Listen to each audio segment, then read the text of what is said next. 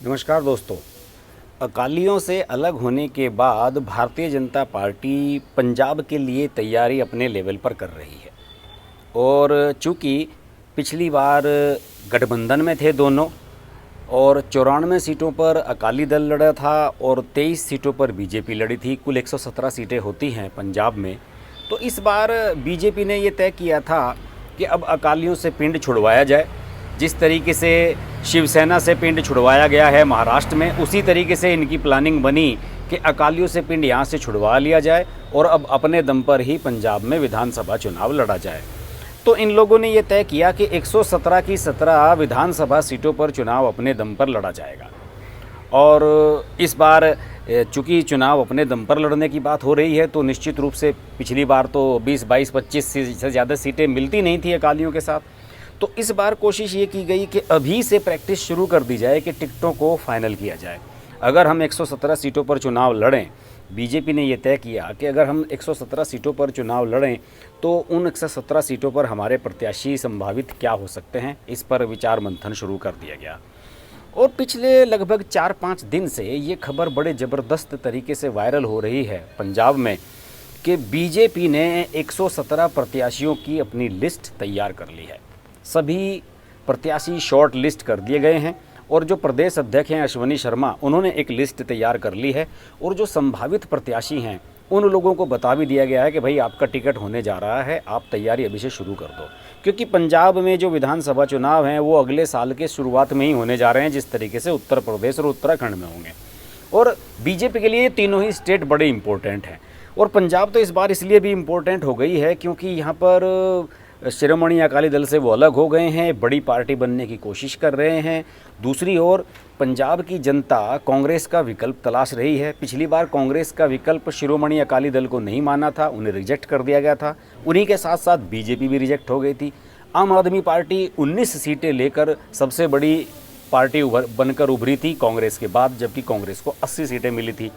तो अब बीजेपी की कोशिश ये है कि यहाँ पर अपना एक स्ट्रॉन्ग बेस तैयार किया जाए और इस बार नहीं तो कम से कम अगले विधानसभा चुनाव में 2027 में जो होंगे उनमें तो हम अपने दम पर यहाँ सरकार बनाने की स्थिति में आ ही जाएंगे। और ये ड्रिल बहुत पहले से शुरू कर दी गई है। जेपी नड्डा का बयान आ गया था कई महीने पहले कि इस बार पंजाब की सभी 117 सीटों पर हम अपने दम पर चुनाव लड़ेंगे। अब हो क्या रहा है? हो ये रहा है कि जैसे ही ये खबर लीक हुई है कि 117 विधायकों की जो संभावित सूची है विधानसभा प्रत्याशियों की, उसके जैसे ही ये खबर फैली है तो पार्टी के अंदर असंतोष उभर आया है। सबसे ज़्यादा असंतोष उभरा है पुराने नेताओं ने। पुराने नेता जो लग रहा है कि अश्वनी शर्मा जब से प्रदेश अध्यक्ष बने हैं तब से उनके कार्यकाल में पुराने नेताओं की कदर नहीं हो रही है और इन लोगों को लग रहा है कि हम लोगों को निगलेक्ट किया जा रहा है। जैसे पठानकोट सीट से 2012 में अश्वनी शर्मा विधायक बने थे, लेकिन इससे पहले जो पठानकोट सीट थी उस पर 3 बार लगातार एमएलए रहे थे मास्टर मोहनलाल भगत और कैबिनेट मंत्री भी रह चुके हैं पंजाब की सरकार में जो अकालियों के साथ मिलकर रही थी और पुराने संगी हैं। लगभग 50 साल से आरएसएस की उनकी बैकग्राउंड है। तो अश्वनी शर्मा ने पठानकोट से टिकट हासिल करने में सफलता हासिल की थी 2012 में और विधायक बन गए थे। लेकिन अश्वनी शर्मा 2017 का विधानसभा चुनाव हार गए और अब इस बार फिर अश्वनी शर्मा ये कोशिश कर रहे हैं कि भाई मैं फिर से यहाँ चुनाव लड़ूं लगातार तीसरी बार। दूसरी ओर मास्टर मोहनलाल जो हैं वो ये कह रहे हैं कि भाई मैं पुराना आदमी हूँ और अश्वनी शर्मा मेरा कैरियर बर्बाद करने पर तुले हुए हैं। पिछली बार आप हार गए थे और अश्वनी शर्मा ने उन्हें बहकाने की भी कोशिश की थी। मोहनलाल का आरोप है कि 2012 में के बाद से जब से अश्वनी शर्मा यहाँ से विधायक बने पठानकोट से, मुझे नेगलेक्ट किया जाने लगा, मेरी तो चल ही नहीं रही है। और जब पहले लोकसभा चुनाव आए थे 2019 वाले लोकसभा चुनाव से पहले, उन्होंने मुझसे कहा था कि मास्टर जी आप लोकसभा टिकट के लिए ट्राई कर लो और जाकर मिल लो अरुण जेटली जी से। अरुण जेटली जी उस समय पंजाब में अच्छी खासी दखल रखते थे क्योंकि वो खुद अमृतसर से चुनाव लड़ते 2014 में, हार गए थे। हालांकि अरुण जेटली से मिलने पहुंचे थे मोहनलाल, तो वहाँ पर जाकर अरुण जेटली ने उनसे ये बताया कि भाई अश्वनी शर्मा खुद लोकसभा का टिकट मांग रहे हैं, तुम कहाँ से टिकट यहाँ मांगने चले आए, और अपना बोरिया बिस्तर समेटकर मास्टर जी वापस आ गए थे पंजाब। ये खुद बातें मीडिया के सामने मास्टर मोहन लाल ने ही शेयर की हैं और काफ़ी अखबारों में छपी भी हैं ये खबरें। और जो वर्तमान में अध्यक्ष है पंजाब का, उसके खिलाफ असंतोष हमेशा से ही रहा है। इससे पहले श्वेत मलिक पर इस तरह के आरोप लगते रहे कि वो अपनी मर्जी चलाते रहे हैं। जब से अश्वनी शर्मा बने हैं, उन पर भी आरोप लगते रहे हैं। अश्वनी शर्मा 2010 से 2013 तक भी ये जिम्मेदारी संभाल चुके हैं और उन पर लोग ये आरोप लगाते हैं कि बहुत एरोगेंट हैं, घमंडी हैं, किसी की सुनते नहीं हैं। और दूसरी ओर एक और जो बीजेपी के सामने समस्या है पंजाब में, वो ये है कि वहाँ पर जो सिखों का जो नेतृत्व है वो बीजेपी में बहुत कमज़ोर है और बीजेपी चाहती है कि सिखों के नेतृत्व को आगे बढ़ाया जाए। कई पुराने भाजपा नेता हैं जिनका ये मानना है कि इससे पहले सुभाष शर्मा, जीवन गुप्ता, ये लोग जब प्रदेश अध्यक्ष रहे, इन्होंने तो कभी चुनाव नहीं लड़े।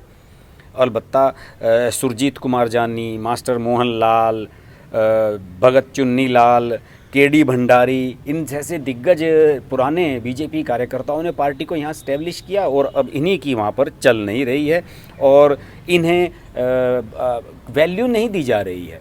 और ये भी कहा जा रहा है कि अगर पार्टी के पदाधिकारी यशवनी शर्मा या दूसरे जो पदाधिकारी हैं वो अगर इतने ही प्रभावशाली हैं तो फिर किसानों से बात करने के लिए जो पुराने नेता हैं, हरजीत ग्रेवाल, सुरजीत जानी, इन लोगों को क्यों बुलाया गया था? अश्वनी शर्मा ने क्यों नहीं कर रही किसानों से जाकर बात? किसानों के मुद्दे पर लेकर बीजेपी वैसे भी परेशान है क्योंकि पंजाब के किसानों में कृषि बिलों को लेकर सबसे ज़्यादा रिएक्शन है। तो पंजाब के किसानों को भी मैनेज करना है। इसके अलावा जो दलित वोट बैंक है उसे भी बीजेपी को फोकस करना है क्योंकि दलित वोट बैंक बीजेपी में मालवा सेक्टर में बहुत जगह बड़ी स्ट्रॉन्ग है।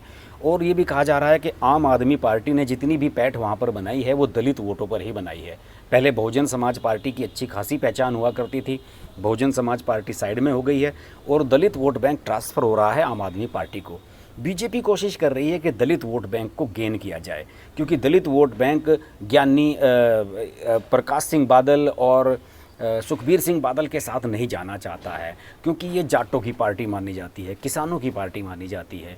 तो इस वजह से बीजेपी अब ये भी देखने की कोशिश कर रही है कि हम कांग्रेस के फेंके हुए पत्ते और जो पत्ते हाथ से निकल चुके हैं अकालियों के, उन सब को हम अपनी एक ताश की गड्डी में शामिल कर लें और जिससे हम ये बाजी जीत सकें।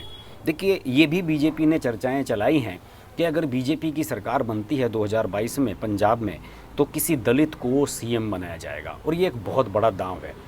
अभी ये कोई तय नहीं है कि कौन वो व्यक्ति होगा, कौन हो सकता है, लेकिन बीजेपी ने एक बड़ा गेम खेला है। बीजेपी ने ये रूमर क्रिएट कर दी है कि हम अगर पंजाब में सरकार बनाएंगे तो किसी दलित को सीएम बनाएंगे और इसकी वजह से कांग्रेस भी परेशान है और अकाली भी परेशान है। कांग्रेस ने तो ये भी कहा है कहीं कि अगर हमारी सरकार 2022 में बनती है तो हम किसी दलित फेस को डिप्टी सीएम बनाएंगे। अकाली भी यही कह रहे हैं कि अगर हमारी सरकार बनती है तो हम डिप्टी सीएम दलित को बना सकते हैं। तो सारा कुछ सिनेरियो बड़ा ही दिलचस्प होने जा रहा है पंजाब का और ख़ासतौर से बीजेपी। हालांकि अश्वनी शर्मा का ये कह रहे हैं कि ये बात गलत है कि 117 लोगों की सीट लिस्ट मैंने फाइनल कर रही है और मेरे हाथ में इतना नहीं है, मैं केवल प्रदेश अध्यक्ष हूँ, मेरे से ऊपर पार्लियामेंट्री बोर्ड है जो ये सब डिसाइड करता है। और मोहनलाल के बारे में उन्होंने कहा कि मोहनलाल भगत जी हमारे सम्मानित व्यक्ति हैं, पुराने नेता हैं, उनका हम सम्मान करते हैं, लेकिन समय के साथ साथ पार्टी में सबका रोल बदलता रहता है और पार्टी को मैं अकेला नहीं चलाता हूँ, सारी पार्टी खुद मिलकर चलाती है।